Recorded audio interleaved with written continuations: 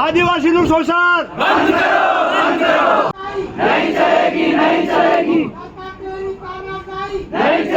आदिवासी ए भारतનો મૂળ રહેવાસી છે, પરંતુ હવે આદિવાસીને આદિવાસી સાબિત કરવા માટે 1950 અગાઉના પુરાવા રજૂ કરવા પડશે અને આજ પુરાવામાં ક્યાંક નિષ્ફળ થશો તો તમને આદિવાસીનું સર્ટિફિકેટ નહીં મળે અને આદિવાસી સમાજને જે મળતા જે સરકારી લાભો છે આ સરકારી લાભોમાં પણ વિલંબ થશે।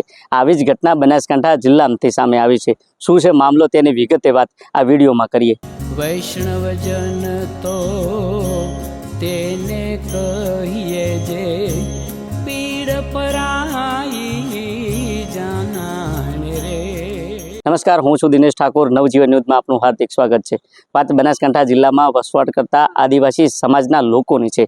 આદિવાસી સમાજના જે લોકો છે તેમના જે દીકરા દીકરીઓ છે અભ્યાસ કરે છે અને આ અભ્યાસ કરતા જે વિદ્યાર્થીનીઓ છે તેમને જે સરકારી જે આધાર પુરાવા માટે જે ડોક્યુમેન્ટની જરૂર પડે છે આ ડોક્યુમેન્ટમાં લેવા માટે તેમને 1950 અગાઉના પુરાવા રજૂ કરવા પડે છે। કારણ કે 1950 અગાઉ જે આદિવાસી સમાજ છે આ સમાજ ક્યાંક ને ક્યાંક શિક્ષણમાં પાછળ હોવાને કારણે, અભણ હોવાને કારણે તેમને અમુક સમયે આ આધાર પુરાવા ન મળતા હોવાને કારણે ક્યાંક ને ક્યાંક તેમને સરકારી જે યોજનાઓ છે, સરકારી લાભો છે, સરકારી નોકરીઓ છે તેમને ક્યાંક ને ક્યાંક વિલંબ પડી રહ્યો છે। આ બાબતને લઈને આજે પાલનપુરમાં એક બેઠક મળી હતી અને આ બેઠકમાં મોટી સંખ્યામાં આદિવાસી સમાજના લોકો, મહિલાઓ, વિદ્યાર્થીઓ ઉપસ્થિત રહ્યા હતા। જોકે 4 કિલોમીટર સુધી પગપાળા કરી કલેક્ટરને આવેદનપત્ર પાઠવ્યું હતું અને કલેક્ટરને આવેદનપત્ર પાઠવી માંગ કરી હતી કે 1950 પહેલાં જે અમારા પૂર્વજો હતા આ પૂર્વજો ક્યાંક ને ક્યાંક માં શિક્ષણનો અભાવ હતો, અભણ હતા, જેથી કરીને અમારી જોડે કોઈક એવા પુરાવા ન મળતા હોવાને કારણે હાલમાં જે વિદ્યાર્થીઓ અભ્યાસ કરે છે તેમને આ જે સરકારી લાભોમાં ક્યાંક ને ક્યાંક તકલીફ પડી રહી છે। એટલે સરકાર દ્વારા ત્વરિત ના ધોરણે આજે 1950માં જે 1950 અગાઉના જે ડોક્યુમેન્ટ મંગાવવામાં આવે છે તેમાં કંઈક ને કંઈક સુધારો વધારો કરવામાં આવે જેથી કરીને હાલમાં જે અભ્યાસ કરતા આ બાળકોને તકલીફ ન પડે। જોકે આ તમામ બાબતને લઈને કાંતિ ખરાડીએ સરકાર સામે અનેક આક્રોશ ઠાલવ્યો હતો અને કહ્યું કે સરકારની અણઘડત આવડતને કારણે ક્યાંક ને ક્યાંક અમારો સમાજ પાછળ રહી જાય, મજૂર બની જાય, ખેત મજૂરી કરે તે માટેનો સરકારનો આ નિર્ણય છે, નિર્ણય સામે આક્રોશ વ્યક્ત કર્યો છે। ત્યારે આ તમામ બાબતને લઈને દાંતા ધારાસભ્ય કાંતિ ખરાડી શું કહી રહ્યા છે તે પણ તમે સાંભળો। બધા આધાર પુરાવા આદિવાસીઓ પાસે બધા જ આધાર પુરાવા સરકાર જોડે છે। તો 1900 બીજી આધાર કાસ્ટના 1978 ના પુરાવા માંગે છે।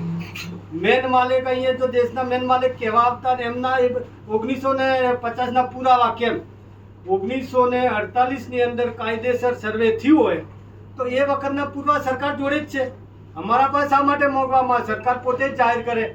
દીકરા દીકરીઓ ભણે છે, કહીને તો 1-2 દીકરા દીકરીઓ નોકરી માટે, પરીક્ષા માટે, તમામ વસ્તુની અંદર આધાર અને આદિજાતિ દાખલા બદલે સંપૂર્ણ રીતે અત્યારે અટકેલા છે ને અમે તો આપણા પાસે આપ જિલ્લાના વડા હોય એ અપેક્ષા રાખીએ છીએ કે સરકાર પાસે તમારે જે સૂત ઉપર તમારે પૂછી અને વહેલામાં વહેલી તકે અમને આજની તારીખમાં બને તો દાખલાઓ માટે છૂટછાટ અલાવ અને મામલતદાર કચેરીમાંથી છૂટછાટ થાય ને તો પછી આ લોકો કોઈ નહીં આવે।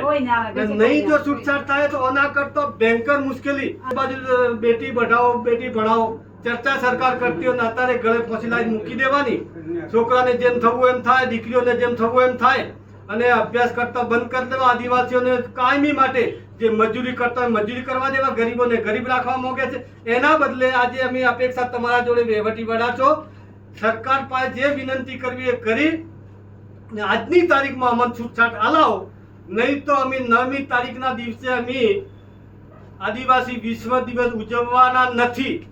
ઉજવવો પડશે ના શું કે તમે આદિવાસી અમારી રીતે ઉજવશું પણ સરકાર ઉજવશે તમે નહીં ઉજવવાના। અમે આજે પ્રતિજ્ઞા લીધી છે કે આટલી જો આદિવાસીઓ પર તરાપ મરાતી હોય તો આદિવાસી વિશ્વ દિવસ ઉજવવાની જરૂર છે। તમે જો તે પ્રકારે કાંતિ ખરાડીએ આક્ષેપ અનેક પ્રકારના કર્યા છે અને આવનાર જે 9 ઓગસ્ટ છે આ 9 ઓગસ્ટે જે સરકાર છે આ સરકાર બેટી બચાવો અને બેટી ભણાવોના અનેક કાર્યક્રમો કરે છે અને આ કાર્યક્રમ થકી જે 9 ઓગસ્ટના આદિવાસી દિવસની ઉજવણી કરવામાં આવશે તો તેનો વિરોધ નોંધવામાં આવશે, તેને લઈને ચક્કાજામ કરવામાં આવશે તે તમામની ચીમકી ઉચ્ચારવામાં આવી છે। ત્યારે આ તમામ બાબતને લઈને આદિવાસી સમાજના યુવકો શું કહી રહ્યા છે તે પણ તમે સાંભળો। આજે અમારે અહીંયા આવવાનું મુખ્ય કારણ એ છે કે અમારે જાતિ અંગેના દાખલામાં અનેક પ્રકારની તકલીફો વેઠવી પડે છે। અમને ક્યાંક ને ક્યાંક એવું લાગે છે કે અમારા સમાજને હેરાન પરેશાન કરવામાં આ સરકારે કોઈ કચાશ મૂકી નથી. પહેલાં જંગલ જમીન બાબત માટે પણ અમે લડતા હતા અને લડત ચાલુ જ છે, તો પણ અમારા કેટલાય લોકો જમીન વિહોણા છે. વચમાં તમે જોયું છે કે પોસ્ટ મેટ્રિક સ્કોલરશિપ બંધ કરી નાખી.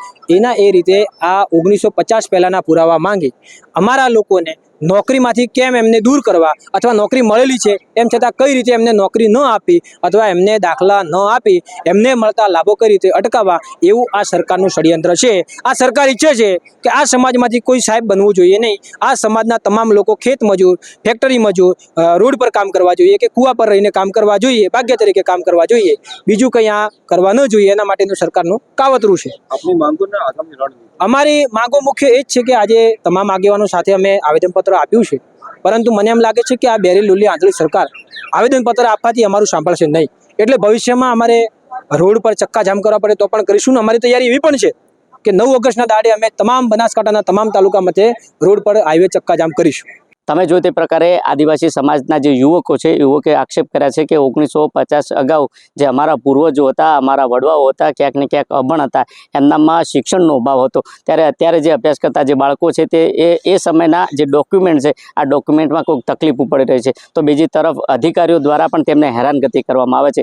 જો આ હેરાનગતિ હજુ સુધી વધારે પ્રમાણમાં કરવામાં આવશે અને પૂરતા પ્રમાણમાં આ જે ડોક્યુમેન્ટ છે, ડોક્યુમેન્ટમાં હજુ સુધી હેરાનગતિ કરવામાં આવશે, તો આવનાર જે 9 ઓગસ્ટ છે, 9 ઓગસ્ટના જે વિશ્વ આદિવાસી દિવસ છે, આ વિશ્વ આદિવાસી દિવસ જે સરકાર ઉજવશે તેનો વિરોધ કરવામાં આવશે અને તેને લઈને વિધાનસભાનો ઘેરાવ કરવો પડશે તો વિધાનસભાનો ઘેરાવ કરીશું. બનાસકાંઠા જિલ્લાના હાઈવે ચક્કાજામ કરવા પડશે તો હાઈવે ચક્કાજામ કરીશું. ત્યારે સવાલ એટલો છે કે આવનાર સમયમાં બનાસકાંઠાનું વહીવટીતંત્ર, બનાસકાંઠા જિલ્લા કલેક્ટર અને સરકાર દ્વારા આદિવાસીના હિતને લઈને કેવો નિર્ણય કરવામાં આવે છે તે તો આવનારો સમય બતાવશે.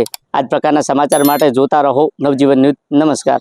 વૈષ્ણવજન તો તેને